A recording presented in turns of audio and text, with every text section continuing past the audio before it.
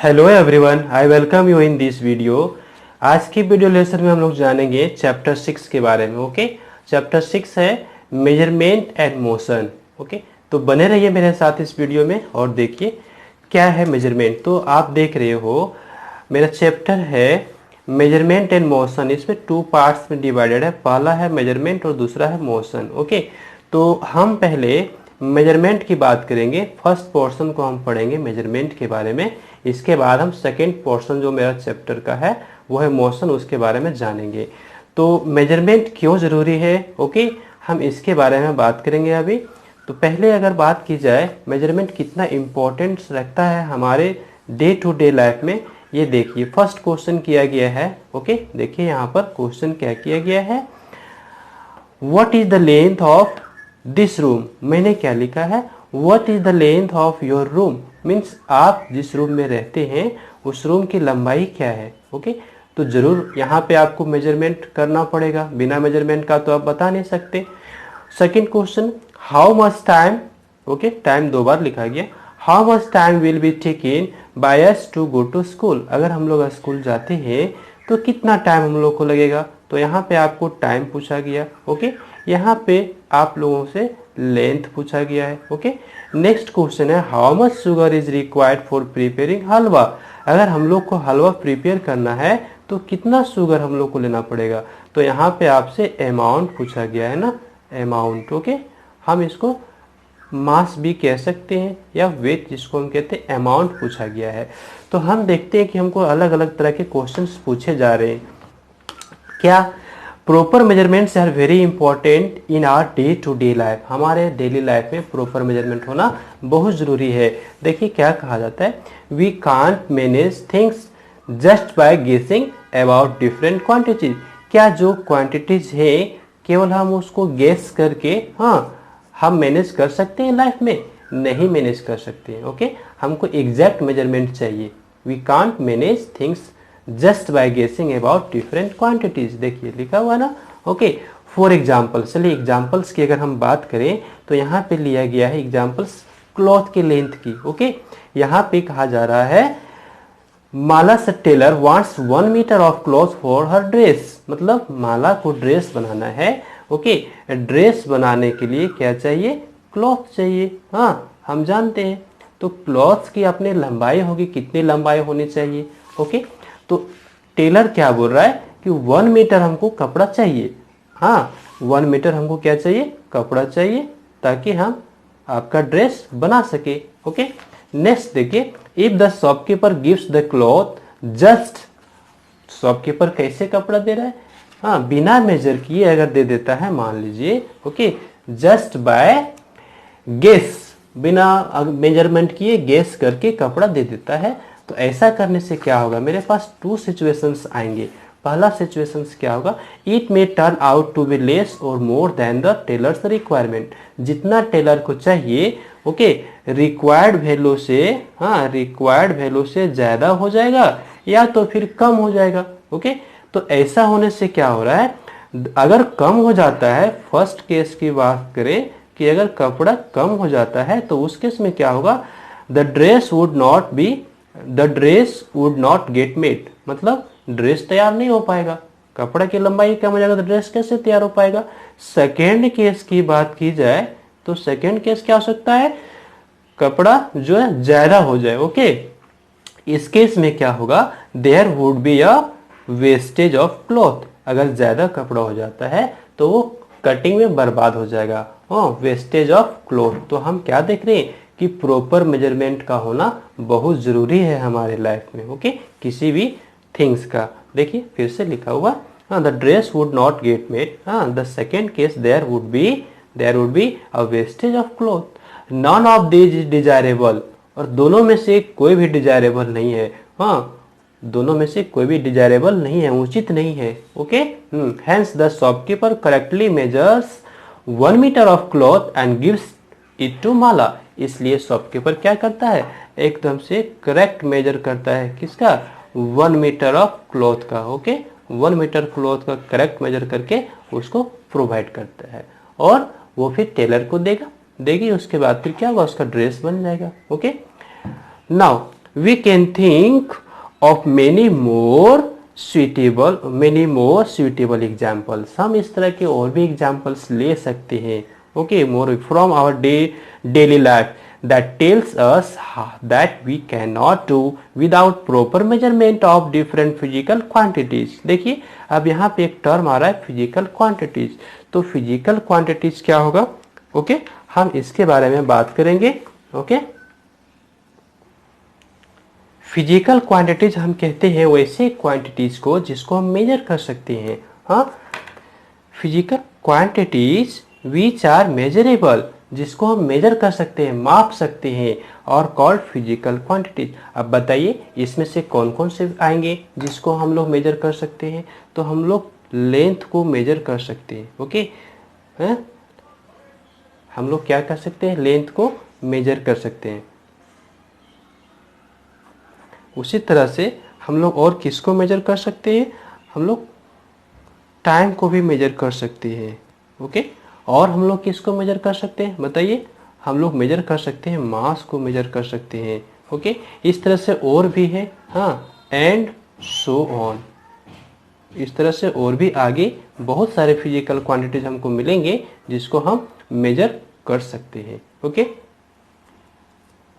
तो ये क्या कर लेंगे, फिजिकल क्वांटिटीज कर लेंगे। अब फिजिकल क्वांटिटीज को अगर हमको मेजर करना है तो हम कैसे करेंगे, ओके। मेजरमेंट हम कैसे करेंगे, देखिए व्हाट इज मेजरमेंट, इसके बारे में हम जानते हैं। तो मेजरमेंट क्या होता है, देखिए मेजरमेंट है, measurement is the process of comparing some unknown quantity with some known standard measure unit of that quantity. Means measurement क्या है, तो प्रोसेस ऑफ कंपेयरिंग, कंपेयर करने का एक प्रोसेस है। कैसे कंपेयर करेंगे, तो सम अननोन क्वांटिटीज, किसको कंपेयर करेंगे, सम अननोन क्वांटिटीज को हम कंपेयर करेंगे, किसके साथ करेंगे, तो with some known standard measure unit of that quantities. Means वैसे क्वांटिटीज मेजरमेंट एक प्रोसेस हुआ जिसमें हम किसी भी अननोन क्वांटिटीज, हाँ, को कंपेयर करेंगे, किसके साथ, some known standard measure unit of that quantity के साथ हम कंपेयर करेंगे। चलिए मैं एक एग्जांपल्स के हेल्प से इसको समझते हैं हम लोग, ओके। मान लीजिए, हाँ, सपोज कीजिए कि ये डस्टर के लेंथ को हमको मेजर करना है, तो हम कैसे मेजर करेंगे, ओके। तो ये तो हमको अननोन है, आप देख सकते हैं, process of comparing some unknown quantities. हाँ, तो यहाँ पे कौन सा क्वांटिटी की हम बात कर रहे हैं, हम बात कर रहे हैं यहाँ पर लेंथ की बात कर रहे हैं, ओके। किसके लेंथ की बात कर रहे हैं, तो हम लेंथ की बात कर रहे हैं, ये डस्टर के लेंथ की बात कर रहे हैं, ये अननोन है। हाँ, ये क्या है मेरा, अननोन है, ये इसके बारे में हमको जानकारी नहीं है कि ये डस्टर की लंबाई कितनी है, ओके, ये हम नहीं जानते हैं, अननोन है। आप देखिए process of comparing unknown quantity with some known standard measure unit of that quantity. तो ये कौन सा क्वांटिटी है मेरा, ये क्वांटिटी है मेरा लेंथ, ओके। तो लेंथ को हम मेजर करना चाहते हैं जो मेरा अननोन है, किसका, डस्टर का लेंथ को। तो हम क्या यूज करेंगे, सम नॉन स्टैंडर्ड मेजर। तो हमको सम नॉन स्टैंडर्ड मेजर का यूज करना है जिसके बारे में हम जान रहे हैं पहले से। तो ये देखिए हम यूज करेंगे स्केल का, ओके। हम स्केल के हेल्प से इसके लंबाई को मेजर करेंगे, और हम जान रहे हैं कि ये क्या है मेरा स्केल, तो नॉन है, non standard measure unit of that quantity. Unit के बारे में हम आगे बात करेंगे आगे। तो ये मेरा स्केल की लंबाई हमको पता है कि कितना स्केल की लंबाई है, देखिए 1 2 3 4 5 इसमें सब लिखा हुआ है ना, ये सेंटीमीटर है। और दूसरा साइड हम बात करें इधर, तो इधर से हमको इंच मिलेगा, ओके, इंच, आप ध्यान दीजिए, हाँ, इंच। तो स्केल का एक किनारा हमको इंच बताता है और वही दूसरा किनारा हमको क्या बताता है, सेंटीमीटर। मीन सेंटीमीटर मेजर इसमें किया हुआ है पहले से जो स्टैंडर्ड है। तो हम हेल्प ले रहे हैं एक नॉन क्वांटिटी स्केल का, किसको मेजर करने के लिए, लेंथ एक फिजिकल क्वांटिटी है, लेंथ एक फिजिकल क्वांटिटी है, किसका लेंथ, डस्टर का। चलिए मेजर करते हैं आपके सामने में, मैं मेजर करता हूँ। देखिए ये आ रहा है 12, ओके, ये कितना आ रहा है मेरा, 12.3 या 4 के आसपास आ रहा है। तो हम क्या लिख सकते हैं, हम लिख सकते हैं लेंथ ऑफ डस्टर, ओके, कितना आ गया मेरा, ये आ गया 12.4 सेंटीमीटर। तो आप देखिए जब हमने मेजर किया तो हमको क्या जरूरत पड़ा, एक नॉन क्वांटिटी की आवश्यकता पड़ी और एक अननोन क्वांटिटी था। ओके, तो इस तरह से हम मेजर कर सकते हैं किसी भी फिजिकल क्वांटिटी को। तो किसी भी फिजिकल क्वांटिटी को हम मेजर कर सकते हैं। अब यहाँ पर बात आती है कि अगर हम किसी फिजिकल क्वांटिटी को मेजर करेंगे तो हमको क्या चीज़ों की आवश्यकता पड़ेगी। To measure a physical quantity we need, हमको दो चीज़ों की आवश्यकता पड़ेगी। फर्स्ट होगा मेरा न्यूमेरिकल वैल्यू। ओके, फर्स्ट क्या होगा अपना न्यूमेरिकल वैल्यू, ये हमको चाहिए होता है। और दूसरा हमको क्या जरूरत पड़ेगा, यूनिट की। ओके, ये हमको चाहिए होता है। अब बात करें इस केस में डस्टर की जो हम लोग लेंथ मेजर किए तो हम लोगों ने क्या पाया, हम लोगों ने पाया 12.4 और दूसरा पाया सेंटीमीटर। तो यहाँ पर देखिए ये आपका न्यूमेरिकल वैल्यू हो गया। ओके, ये जो 12.4 मेरा लेंथ आ रहा है ये क्या है, मेरा न्यूमेरिकल वैल्यू है। और दूसरा जो मेरा सेंटीमीटर है वो क्या है, मेरा यूनिट है। ओके, तो इस तरह से हम कह सकते हैं कि अगर किसी फिजिकल क्वांटिटी को हमको मेजर करना है तो हमको हाँ दो चीज़ों की आवश्यकता पड़ेगी, पहला न्यूमेरिकल वैल्यू और दूसरा यूनिट। चलिए अब ये जो यूनिट की मैं बात कर रहा हूँ ना, ये यूनिट मेरा कैसा होना चाहिए, ये यूनिट मेरा स्टैंडर्ड होना चाहिए। ओके, तो स्टैंडर्ड क्या सर, स्टैंडर्ड का मतलब क्या सेंस ले रहे हैं यहाँ पर, स्टैंडर्ड मीन्स जो all over the world valid हो। ओके, मैं अभी स्टैंडर्ड के बारे में और बात करता हूँ। चलिए एक एक्टिविटी की बात करें जो अपना बुक में दे रखा है। ओके, और मैं समझता हूँ कि ये यूनिट जो है मेरा स्टैंडर्ड क्यों होना चाहिए, इससे अभी क्लियर हो जाएगा कि यूनिट मेरा स्टैंडर्ड क्यों होना चाहिए। आइए बात की जाए इस एक्टिविटी की। यहाँ पे देखिए आप देख पा रहे हो क्या है, ये बॉय है, ये क्या कर रहा है, अपना हैंड स्पैन का यूज कर रहा है। क्या यूज कर रहा है, हैंड स्पैन। ओके, और ये हैंड स्पैन यूज करके क्या कर रहा है, लेंथ मेजर कर रहा है। किसके लेंथ को मेजर कर रहा है, स्टडी टेबल या डेस्क बोलिए। ओके, इसके लेंथ को मेजर करता है। आप सपोज कीजिए कि इसके हैंड स्पैन से, ओके, हैंड स्पैन से कितना आता है, मान लो कुछ आ गया 6 हैंड स्पैन मान लीजिए कि आ जाता है। ओके, 6 हैंड स्पैन आ जाता है। तो अगर अब इसी लेंथ को कोई दूसरा स्टूडेंट अगर मेजर करता है तो क्या वो 6 हैंड स्पैन भी आएगा, नहीं, ये डिपेंड करता है उसके हैंड स्पैन के लेंथ पर। हो सकता है अगर उसका हैंड स्पैन की लंबाई कम हो तो हो सकता है कि वो 7 हैंड स्पैन तक हो जाए उसके हैंड से। ओके, तो अब यहाँ पे देखिए कंट्राडिक्शन हो गया। क्या हो गया, मेरा कंट्राडिक्शन हो गया कि हम इस टेबल के लेंथ को क्या ले। ओके, क्या ले, 6 हैंड स्पैन ले या 7 हैंड स्पैन ले। और ऐसा क्यों हो रहा है, ये इसलिए हो रहा है क्योंकि हैंड स्पैन जो है ना मेरा स्टैंडर्ड यूनिट नहीं है। ओके, तो हमको मेजर करने के लिए क्या चाहिए, स्टैंडर्ड यूनिट की आवश्यकता होगी। एक्टिविटी के बारे में आइए मैं बात करता हूँ। यहाँ पे जो एक्टिविटी 1 कहा गया है, क्या कहा जाता है, देखिए, ask the students to measure the width of the classroom desk study table using hand span as या यूनिट। किसको यूनिट बनाना है, तो हैंड स्पैन को यूनिट बना करके मेजर करने के लिए कहा जाता है। ओके, तो अब देखिए क्या रिजल्ट आएगा। The result may be summarise in the form of a table as shown below. जो अलग अलग स्टूडेंट मेजर करेंगे उसका यहाँ पे समराइज हो सकता है। तो स्टडी टेबल है तो हो सकता है किसी के हैंड स्पैन से 10 हो जाए, किसी का 12 हो जाए, 11 भी हो सकता है, किसी से 13 भी हो सकता है। ओके, तो अलग अलग स्टूडेंट्स का हैंड स्पैन का लेंथ अलग होगा तो इसलिए आपका क्या होगा, वैल्यू अलग अलग आएगा। देखिए क्या कहा जाता है, the length of the black board is 12 hand span. एक स्टूडेंट क्या है ना, ब्लैक बोर्ड के लेंथ को मेजर किया अपना हैंड स्पैन का यूज करके। ओके, तो कितना उसको मिला, 12 हैंड स्पैन मिला। फिर दूसरा स्टूडेंट अगर मेजर करता है तो कुछ और मिलेगा। अब देखिए लास्ट में क्या कहा जाता है, the result for the length of the same desk table as reported by students is not quite the same. Same नहीं होगा, क्यों, can you guess the reason for this difference. क्या आप गेस कर सकते हो कि ऐसा क्यों हो रहा है। The length of one's hand span may be different from other, इसका मेन रीजन यही है, the length of one's hand span may be different from others, means जो हैंड स्पैन की लंबाई है वो अलग अलग स्टूडेंट्स या अलग अलग व्यक्ति के लिए वेरी करता है, सभी के लिए सेम नहीं है। इसलिए यूनिट अगर हम चूज किए हैंड स्पैन तो वो मेरा स्टैंडर्ड यूनिट नहीं है। ओके, नेक्स्ट पेज में हम जाते हैं।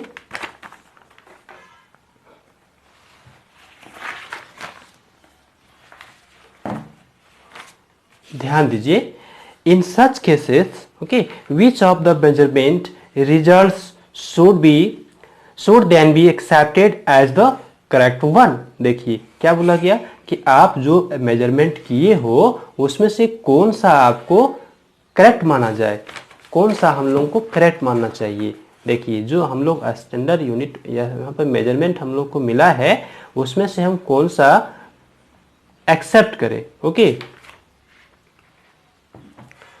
should then be accepted as the correct one, किसको हम करेक्ट मान लें। Here there is no clear choice, we can avoid this type of situation if we have a unit that is the same for measurement done by one and all.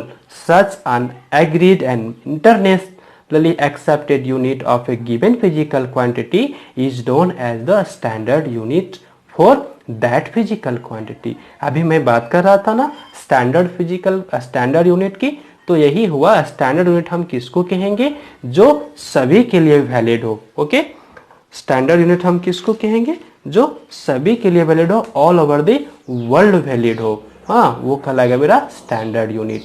तो हमारे पास जितने भी physical quantities हैं, जैसे हम लोगों ने अभी बात की कि फिजिकल क्वांटिटीज मेरे कितने कौन कौन से हैं, लेंथ है, टाइम है, मास है एंड सो ऑन, इस तरह से और भी फिजिकल क्वांटिटीज हैं। तो इसको मेजर करने के लिए हमको क्या चाहिए होता है, यूनिट चाहिए होता है। ओके, बिना यूनिट का हम मेजर नहीं कर सकते और एक न्यूमेरिकल वैल्यू भी चाहिए होता है। तो आप जानिए कि ये जो फिजिकल क्वांटिटीज है इसके क्या यूनिट्स होंगे। ओके, तो देखिए यहाँ पे यूनिट्स के बारे में कहा गया है, standard units for this physical quantities length time and mass are as follows. तो लेंथ का क्या होगा, मेरा मीटर होगा, याद रखना है हम लोगों को। ओके, मीटर स्टैंडर्ड यूनिट होगा। और दूसरा टाइम का क्या होगा, टाइम का अपना होगा सेकेंड। Okay, second. अब इसको हम लोग स्मॉल एस से डिनोट करेंगे। और मास का क्या होगा, तो मास का होगा अपना किलोग्राम। ओके, और किलोग्राम को हम कैसे डिनोट करेंगे, केजी से, स्मॉल के और स्मॉल जी। ओके, ये लर्न रखना है। अगर कोई बच्चा गलती से अगर लिख देता है कैपिटल जी तो वो गलत हो जाएगा। ओके, तो आपको ऐसा नहीं लिखना है। हम लोग कैसे लिखेंगे, स्मॉल लेटर्स का यूज करेंगे। चलिए, ये तो हो गया मेरा फिजिकल क्वांटिटीज और उसके स्टैंडर्ड यूनिट की। ओके, ये स्टैंडर्ड यूनिट हैं, स्टैंडर्ड यूनिट हैं। ओके, चलिए अब हम बात करेंगे कि स्टैंडर्ड यूनिट यूनिट को हम लोग इंटरनेशनल सिस्टम ऑफ यूनिट भी कहते हैं। क्या कहेंगे, स्टैंडर्ड यूनिट को हम लोग इंटरनेशनल सिस्टम ऑफ यूनिट भी कहते हैं। ये लर्न रखना है हम लोगों को। स्टैंडर्ड यूनिट को इंटरनेशनल सिस्टम ऑफ यूनिट्स भी कहेंगे। क्यों, क्योंकि ये all over the world valid होता है, पूरे वर्ल्ड में ये वैलिड होता है। ओके, और इसको शॉर्ट में हम लोग क्या कहेंगे, शॉर्ट में हम लोग कहेंगे SI यूनिट्स। ओके, तो SI यूनिट्स। अब बात की जाए कि SI यूनिट्स क्या होते हैं, तो अभी हम लोगों ने समझ लिया कि SI unit means international system of units, means पूरे वर्ल्ड में वैलिड हो। और वो क्या क्या है, तो कुछ फिजिकल क्वांटिटीज के स्टैंडर्ड यूनिट के बारे में हम लोगों ने बात कर लिया है। ओके, नेक्स्ट हम देखेंगे इस चैप्टर में direct measurement of length. Okay, so आज की वीडियो में इतना ही हम लोग पढ़ेंगे। So I hope this video will helpful for you. Please subscribe my channel and also hit the bell icon for upcoming videos. Thanks for watching. Have a nice day ahead. So thanks for watching. I hope this video will helpful for you. Subscribe the channel and press bell icon. Also like, share and comment.